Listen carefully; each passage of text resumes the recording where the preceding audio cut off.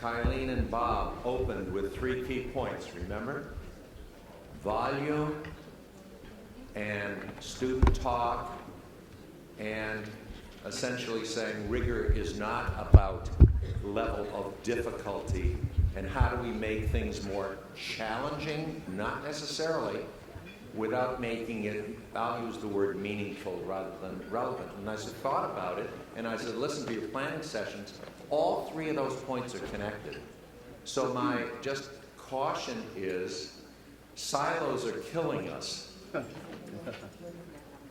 in both our own organizations as well as in schools and districts. So with your plan, look for those points of connections. How can one talk about encouraging volume if the kids don't see the books as relevant, meaningful, and if they don't have a chance to talk about them?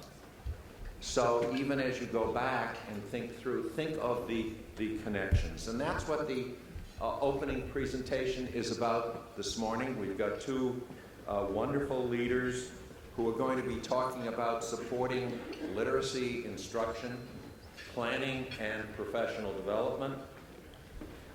Michael Hagan brings more than 20 years of academic experience as a teacher, principal, chief academic officer, been charged with large city superintendents to improve literacy, especially among schools that are challenged. He most recently was deputy superintendent of the Baton Rouge system, and under his leadership, 70% of the schools increased their performance. And in St. Louis, where Michael had a similar responsibility while heading up the Office of Innovation, he used a turnaround model for 11 schools, which enabled the district schools to be accredited, those schools, for the first time in a decade. So he put systems in place that connects to improved learning. At Scholastic, he is Chief Academic Officer. His colleague and partner, Becky Bone, has more than 23 years of experience in education, and she at Scholastic served as National Literacy Consultant, Director of Professional Development, and now Director of Literacy. Becky has consulted across this country with school districts on the issue of how do you implement literacy improvement that always links to learning. She is a former curriculum coordinator, high school teacher. She's taught graduate and undergraduate courses. Please welcome Becky Bone and Michael Hagan.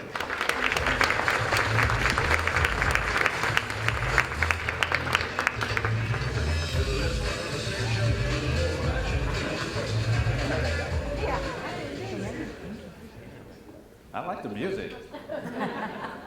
So we didn't warn you. Good morning, everyone. Good morning. We didn't warn you not to eat for a week before you came. How many of you enjoyed your dinner last night? Good grief. I didn't know I could eat that much. Oh my God. Really excited to be here. This has been like a dream. Ernie just left the stage, and we're always talking about what if we can bring literacy leaders together and talk about some of the work Ernie mentioned earlier about what happened in New Orleans after Katrina, what happened in St. Louis after a district that didn't have accreditation for over 16 years to put a literacy plan in place and put literacy at the forefront of what they did. What happened in Baton Rouge, where a district that was rated a D- is now 3 points away from a B because they put a literacy plan in place. What would that look like to share that and bring other districts together, and we talk about it and what works and what doesn't work and lessons learned and opportunities for growth. And now we're all here. So we're excited about being here. I'm going to talk to you a little bit this morning about supporting these plans. What does it look like to go back to your district? So we're starting off this morning with you so that throughout the day, you're going to have breaks after each keynote to go back to the rooms to talk about what did you hear? What does a plan look like to put in place? But before we wanted to do that, we asked a very special partner to fly in for us to share the stage with us. Karen Whitsell is coming in from Palm Beach. Let's give her a hand. Yeah. And they're clapping so loud because this is an example of a partner a district that worked extremely hard. She's going to get into a case study of how they took a literacy plan, balanced literacy plan, comprehensive literacy actually, with family and community engagement and professional development, put it into their district over a few years of professional development and what it looked like to grow as a district. And she's going to share that experience with us. And then Becky's going to lead us off this morning. I'm going to come back and so that we can look at how do we go back into our meeting sessions to make sure that we have everything in place when we get back to our districts. Because I remember sitting in the seat, hearing these incredible speakers, and said, wow, how great it was. And then I get back to the district, and you know what happens. A phone call rings, my pager goes off the phone, everybody says, I need you here, you need you. And you kind of forget. And then somebody said, how was the conference? Oh, it was this really great speaker there, I have a nice book. And then what happens next? So we're going to talk about those next steps and how you put that planner that you all have in place and take it back to your district and use it in a great way. Thank you, Michael. Good morning. Good morning. As you can see by my Twitter handle, I'm a Florida Gator. I'd like to say Karen is as well. We hail from the land of Gators. And as we talk this morning, we're going to look at defining literacy instruction, kind of piggybacking on what Kylene and Bob shared and started with yesterday. And then Karen's going to talk about a case study in Palm Beach County.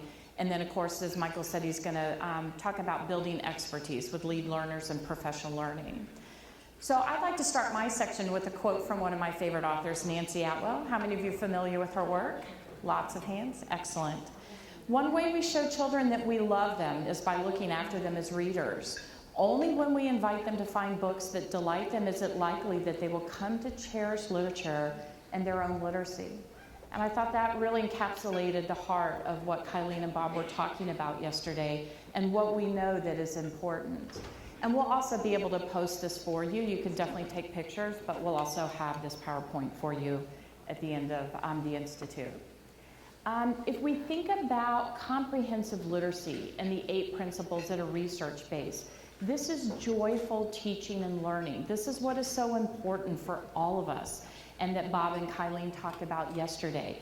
We want to make sure there's that continuous teaching, learning, assessment loop. I know some of you in your breakouts yesterday, your work sessions, talked about how can teachers incorporate data more and be more comfortable with that, and how learning flows through language. We know that talk that Kylene and Bob talked about yesterday is so important in our classrooms.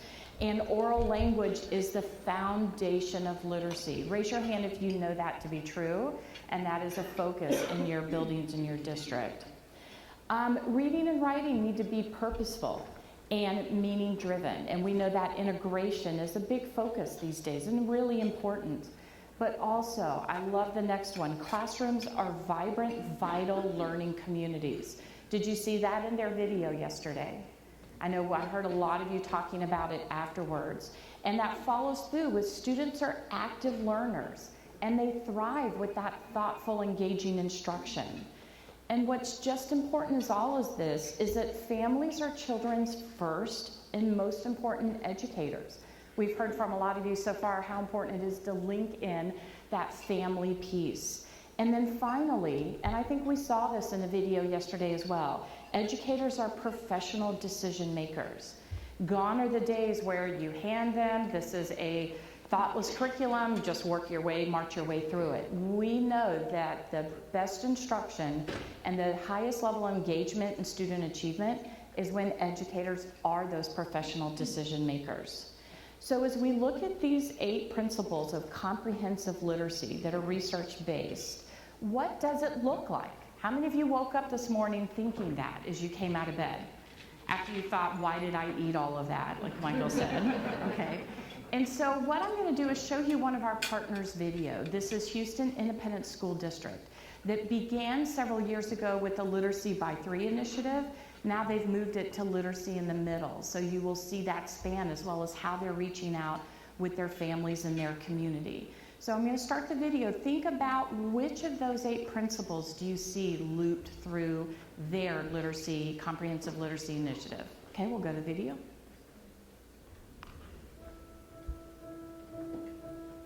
Literacy is the cornerstone issue for HISD and for Houston. We've established a district goal of getting every HISD student reading at or above grade level by the 3rd grade. And that means every student, no exception, no excuses. In order to do that, we're moving to guided reading with level materials. That means we need to have the materials in the classrooms while we simultaneously train our staff in the guided reading approach.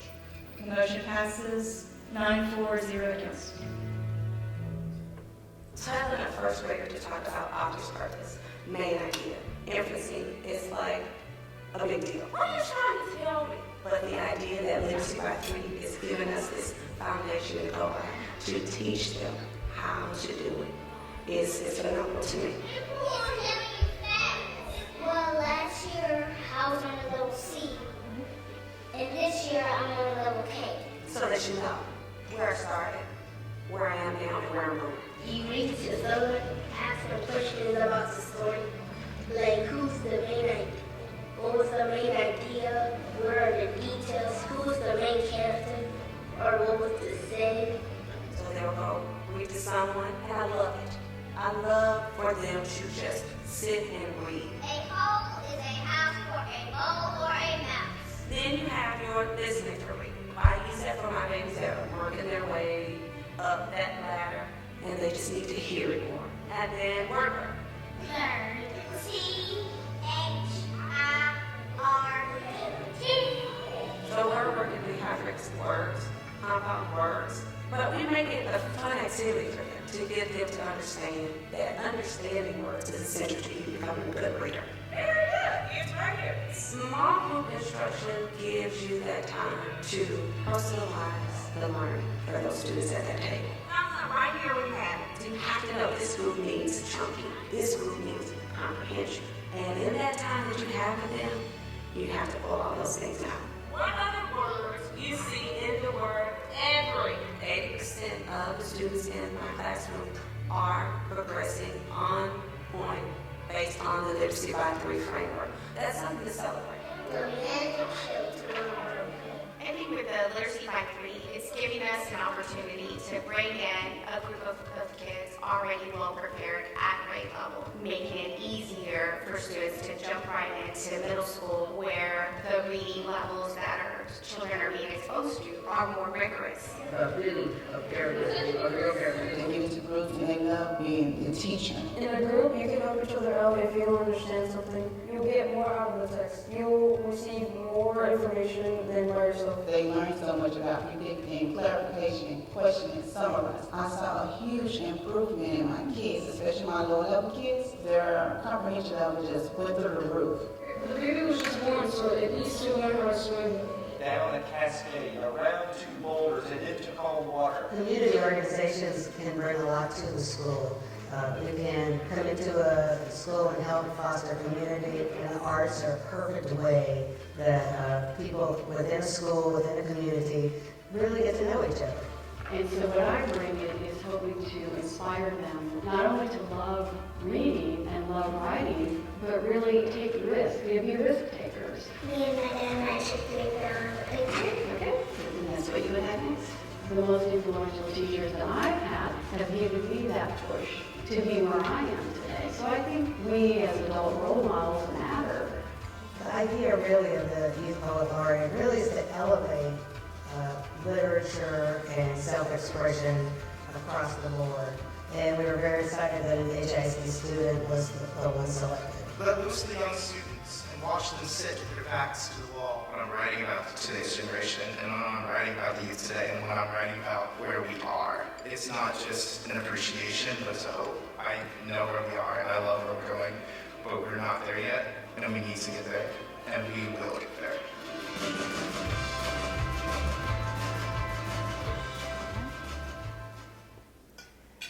What a great way to illustrate those joyful practices in action. And these are the key instructional practices that we just saw. We saw the oral language, the foundation building skills. We saw the family and community engagement. We saw those interactive read-alouds, that guided reading, that differentiated instruction at the small group table, as well as independent reading and writing practice as well. So as we look at these key instructional practices, what I want you to think about is the research Dick Allington reminds us of, and how he walked through so many districts and buildings and found that in many classrooms, a 90-minute reading block only produced 10 to 15 minutes of actual reading by students. A 90-minute literacy block, kids are only reading 10 to 15 minutes. We know from the research that Bob shared with us yesterday, they have to be reading more. They've got to be engaged text a lot more. So how do we do that? What might that look like when we are sure that kids are involved in voluminous reading in the school day, during the school day, and outside of the school day as well? That's really our goal. And Guthrie and Humanex research reminds us that giving kids access to interesting text makes all the difference in the world. In their research study, they found it produced effect sizes of 1.5 and 1.6 for reading comprehension and motivation to read. I know a lot of you are focused on that motivation, getting kids motivated to read. Those effect sizes basically move student achievement from the 18th percentile to the 56th percentile. And that's all access to interesting text. So what does access to interesting text look like? I always think of one of my favorite quotes by Gregory and Chapman. They say you gotta bait the hook with what the fish like, not what the fisherman likes. And I know my group, we did dinner, we talked about my lasting fishing adventures, and I won't bore you with those pictures. But we have to bait the hook with what the fish like, not what the fisherman likes. So as we look, what might access to engaging text look like in our buildings? At the primary level, we're gonna see text by genre as well as reading levels. They need that access. How many of you remember that little girl saying, I started at a C and now I'm a level G? That's incredible growth. This is a second grade classroom. I like to call this teacher the Martha Stewart of her classroom library and access to text. Gorgeous. Kids love grabbing. They can find anything they want to read in there. At the fourth grade level, yes, you even see the stuffed bear reading buddy. That's just as important. But we see access to text and a wide variety of text. Now, how many of you are middle school and thinking, yeah, that looks a lot different? This was an 8th grade teacher I worked with who had absolutely no floor space. And so we built up on her countertops where she had room. And at the high school level, same thing. All books facing out. Kids have access to single copies, multiple copies, and book club copies. So it's doable. We see it happening in school districts across the nation.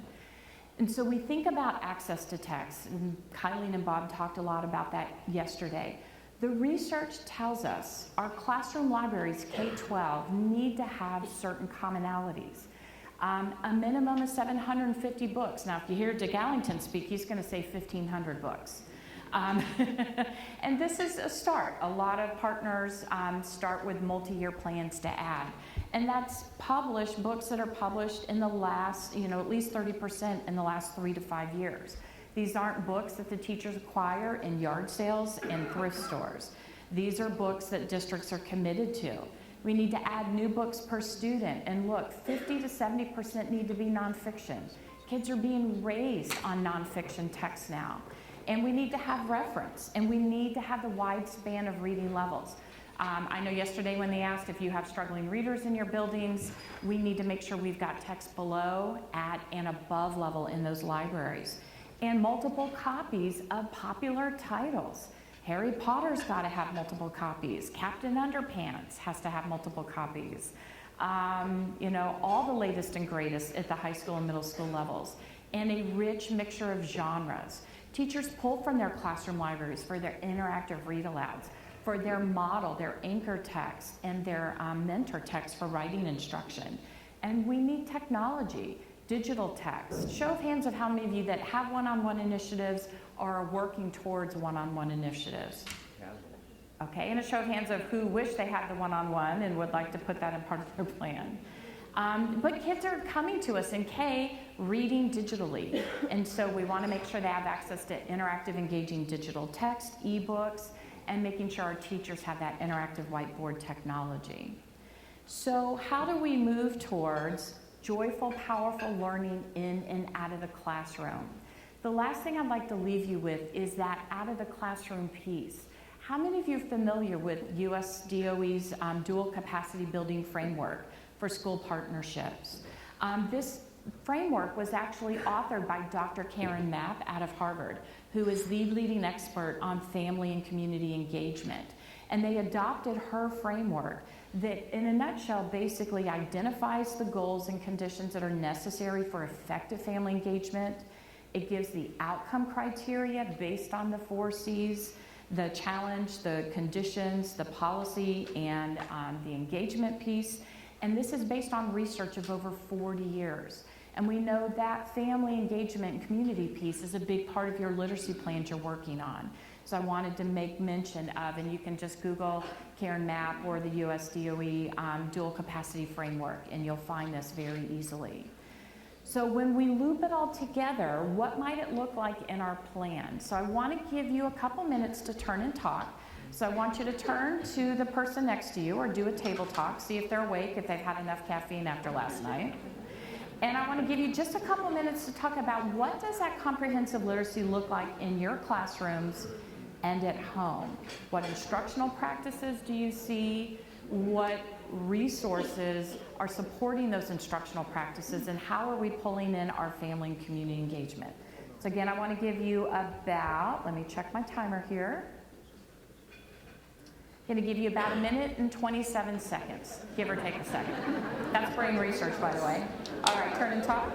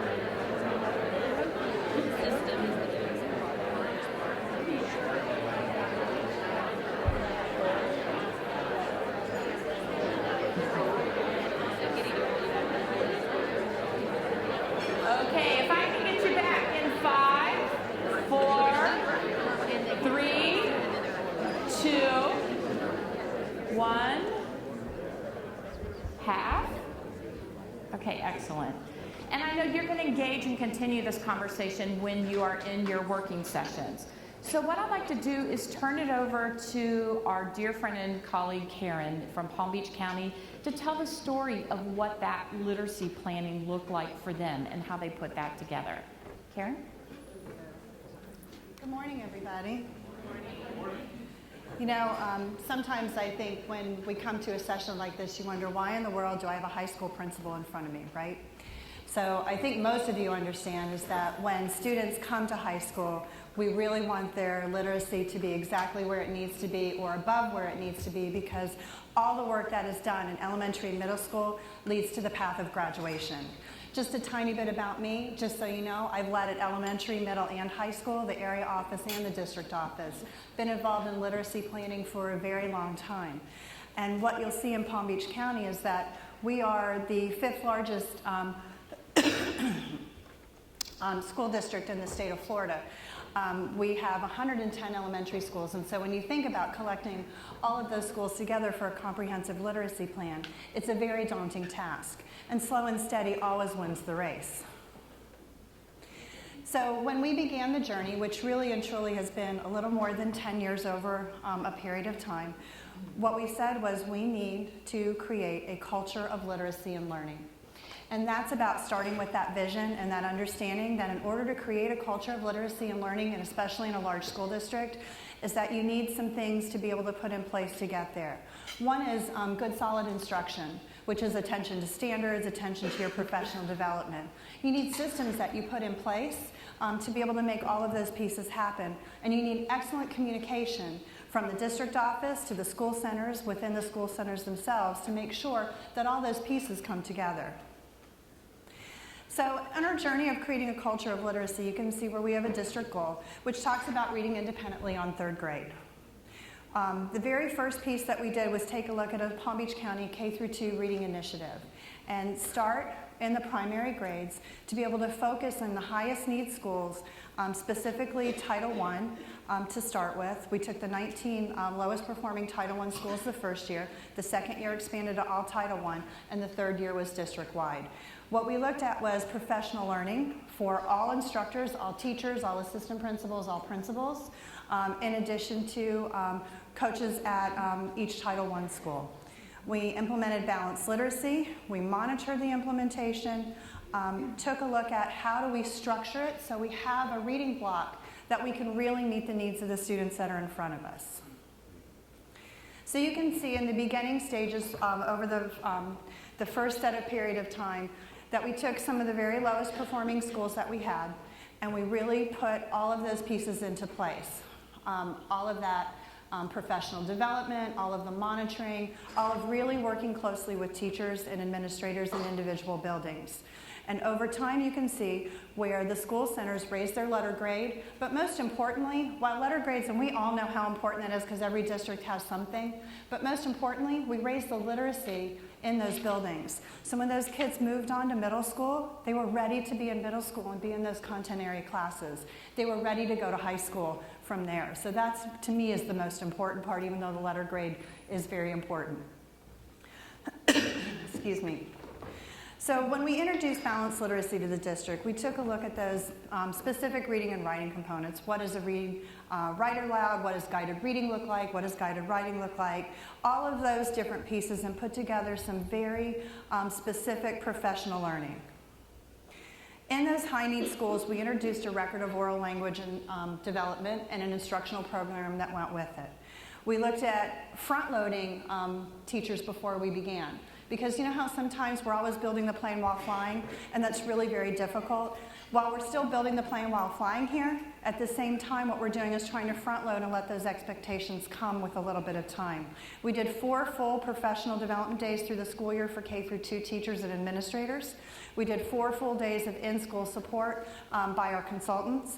We did walkthroughs that were focused on the professional development that we had, because sometimes we get that professional development that's a shot in the dark. We didn't do any of that this time. It was really important that everything was focused, it was based on needs, that we monitored and expected what was going to happen. So when we move forward into a reading adoption, because what I'm talking about in the beginning is that select small group of schools and how did we move that forward. When we finally got to a reading adoption, we pulled the elementary principals to get everybody together to say, are you ready? Is everybody ready district-wide? All 100 and whatever elementary schools, are we ready to go? The first time we did the poll, 50% of the elementary principals were willing to go and do a balanced literacy approach, no solid textbook in front of them, working through the professional development. 50% were not. We took another year to get everybody on board before we rolled out that 100% implementation. Because it was important to us, again, not to do that shot and say, well, we'll just take the willing. We wanted everybody to be the willing to move forward, and our literacy scores have really begun to pan out with that. So there was a unanimous decision made by an adoption committee, and we had a lot of representation. We had the community, we had teachers, we had principals, we had district leaders from all the departments that we have.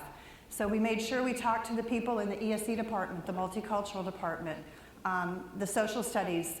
Everybody was a part of this discussion, so when we move forward, everybody could come with us. Over time, we've been able to build really excellent support systems in Palm Beach County. We took a look at creating a very, very specific balanced literacy guide. Within that balanced literacy guide are all the components of professional development over time that they would need to be successful, all the pieces that are expected in classrooms, what's expected of the administrators. From there, we built out units of study. So there are specific curricular lessons for teachers to move through as far as mini lessons and pieces like that. And then directions on how you create your guided reading groups and move forward there.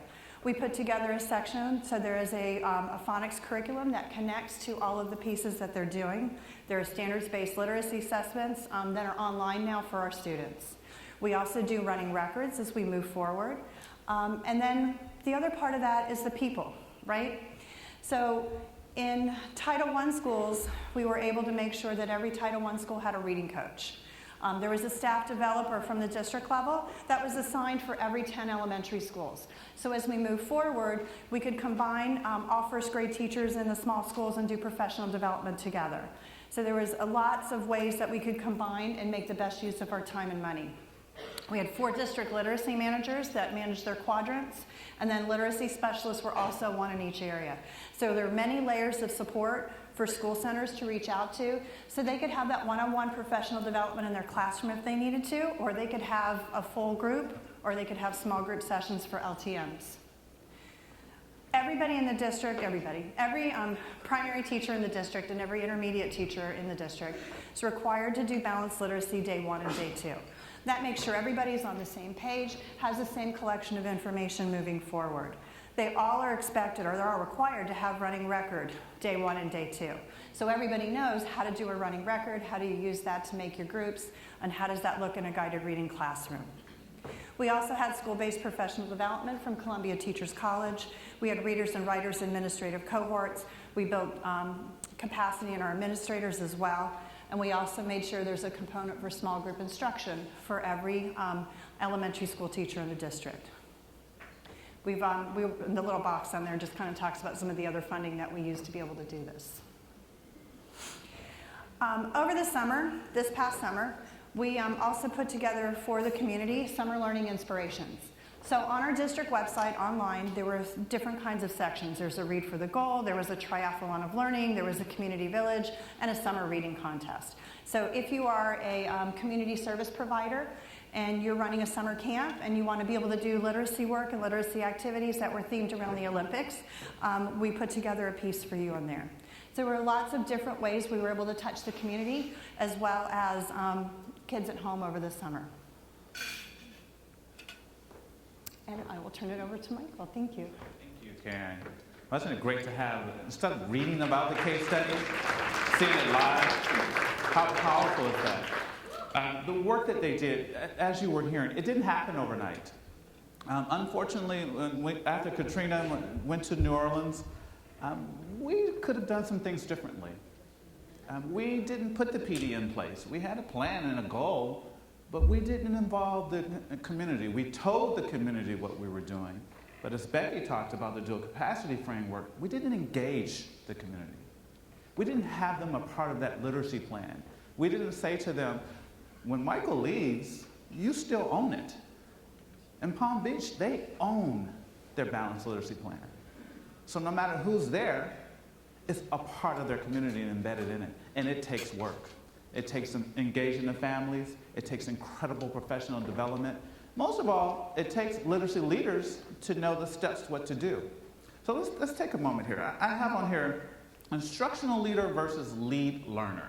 Instructional leader versus lead learner. I want you to think about that for a moment. What do you think an instructional leader is, and what do you think I mean by versus lead learner? I'm going to give you 59.3 seconds to talk about that. We're going to go out in the audience and ask about 3 of you, what do you think, okay? Let's think about it. Go. Instructional leader versus lead learner.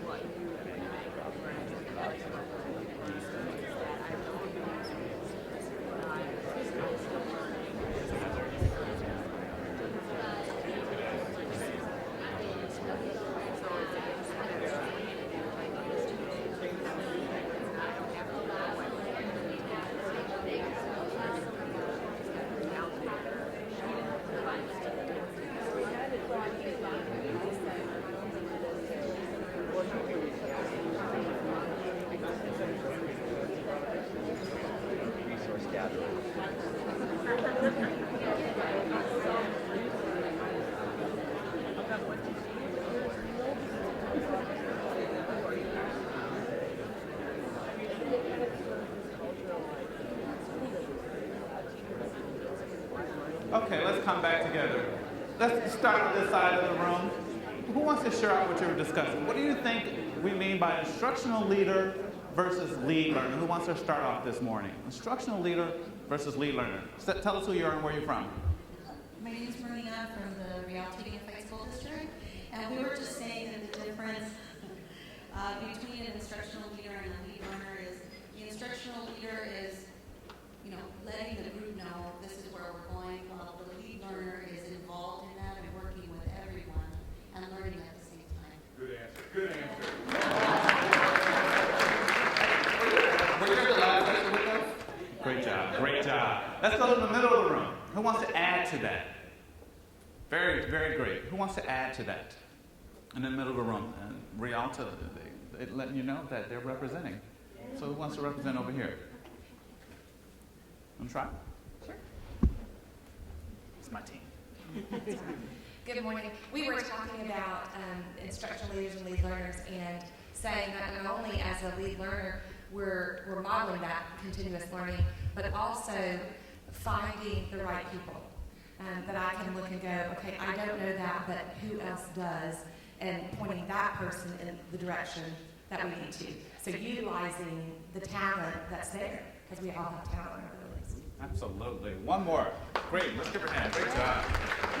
Instructional leader versus lead learner. Let's come on this side and this end. Instructional leader versus lead learner. Who wants to add to what we heard? Anyone? Right. To add to that, the instructional leader also helps facilitate the broader perspective and the vision of where the organization is headed. And again, back to what was said earlier, the lead learner helps facilitate the individual roles and to build that capacity within the team. Absolutely. Thank you. Thank you. So Michael Fullen talks about being the lead learner. Being the lead learner. If we all think that we're the instructional leader and we have to know all for all subjects and all contents, then something gets missed. But if we're always learning, we're always a part of that learning process. We're always saying that when we do have this district-wide professional development, I'm going to be a part of it. I'm making sure that we're all hearing the same language. We start off those 4 days, as Karen talked about, with professional development at the district level. We at the district level office should know what's going on, using the same language. We're engaging the families, they're using the same language, as well as making sure our principals, our coaches, if you have coaches, we're making sure we're pushing into the grade level meetings if you need to do that. We're all hearing the same thing. And then we get into building the expertise. Instead of telling the teachers what they need to do, instead of saying, you know what, I didn't see this, why don't we model it? Why don't we step into the classroom as the lead learners and support our teachers by modeling it? Why don't we push into the grade level meetings and talk about what we saw and start talking about calibrating? What did you see? Wow, I sort of saw the same thing. I also noticed. So how do we support that teacher? Remember, we're the literacy leaders. We're that lead learner. We're always calibrating. We're always supporting. We're always modeling. And we're always coaching. We talked about a little creating that literacy-rich culture. Again, it's something that I did a misstep in New Orleans. In New Orleans, we said, let's just buy everything and we got some silver bullets and let's just put it in place. What we didn't do was, we didn't create a rich culture for literacy. No one owned it. We thought we had all the answers just by buying everything. We had loads of money, so let's just, all these silver bullets, let's just put them in and we got the answer. It's not. Becky showed you what a rich classroom looks like from the elementary level to the middle school level to the high school level. But you know what you need to do? Talk and value what those books are. Talk about it. Share it with your teachers. What does it mean to have level books in your classroom? What does it mean to separate them by genre? What does it mean to have African American boys, Latino boys, and white American boys each having high interest books that they can self-select and have interest on their personal self to read? If we don't share what that looks like as literacy leaders, we're the lead learner, remember? Our teachers don't know. And then our students can't grow their expertise. It's all talking about the balanced literacy. So what I would like for you all to understand, when we get into our groups today, we're going to talk about that. What does it mean to go back to your districts to create this rich culture? What does it mean to go back to your district in those absolute must-haves for balanced literacy that we have in place? What does that look like? If you look at your speakers for the rest of the day, they're going to share what those are as well. So if I were you, I would be taking those pictures of those slides that are coming up, taking it. I used to cheat all the time. I took it back and just still take it. That's why we have you here. Okay? And then how do we get that buy-in? Don't do like Michael did in New Orleans, telling them what we're going to do. Let's look at Karen's map framework. How do we engage the community and families into what we're doing around literacy? We're going to give you some of those steps to take back as well. And then how do we ensure, unfortunately, missteps that we did in St. Louis was we were instructional leaders. And we created these instructional leaders and they were strong. Guess what happened after we created these incredibly strong instructional leaders? What do you think happened? Somebody stole them. They left. They were no longer there. They took them away. I would have stolen them as well. So it was a lesson learned. What if we built expertise with our coaches, with our teachers? And then our community owns it. No matter who leaves, it's there. Guess where else we're building expertise in? Who else are we building expertise in? Remember those, say it again? Those students who are self-selecting those books. Now the young man said, I know how to look for the main characters. I know what the main idea is. We're building their expertise as well. Okay? Here's the deal.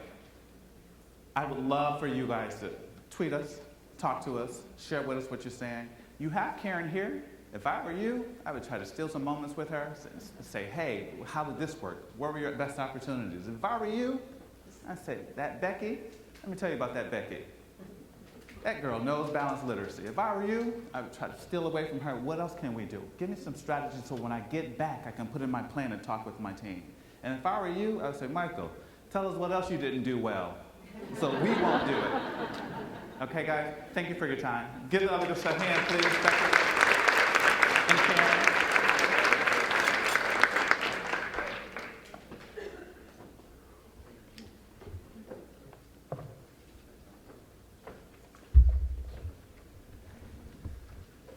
Karen, Becky, Michael, thank you. Great energy, and you ended with a note that I'm going to challenge you with, they challenged you, us with, as you go back into your discussion groups.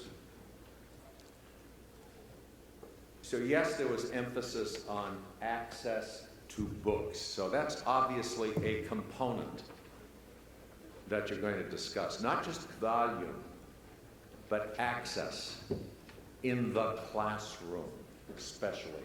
We heard that loudly and clearly. We heard another component, which is in the literacy planner, which often gets overlooked. And that has to do with a different definition. The summer must get used for reading. It's in there in the planner. And then the third component, which often is overlooked, and these guys mentioned, was family engagement.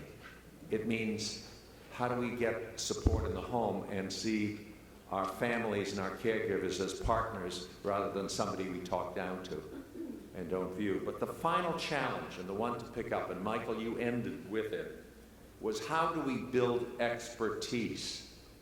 How do we build expertise across so that it's not about top-down with titles, some of whom will get stolen, as Michael said, but how do we build the expertise so it's at the core of every school and it's not unevenly distributed? That is one of the challenges that I want to throw out to the group. And then finally, before we break, I noticed one group yesterday, as they were talking in discussion, they were talking about volume and engagement and student talk, and then they referenced it back in the planner, and then checked a part of the planner to say we have to make this a key priority. So you may want to not start with the planner, but you may want to reference back.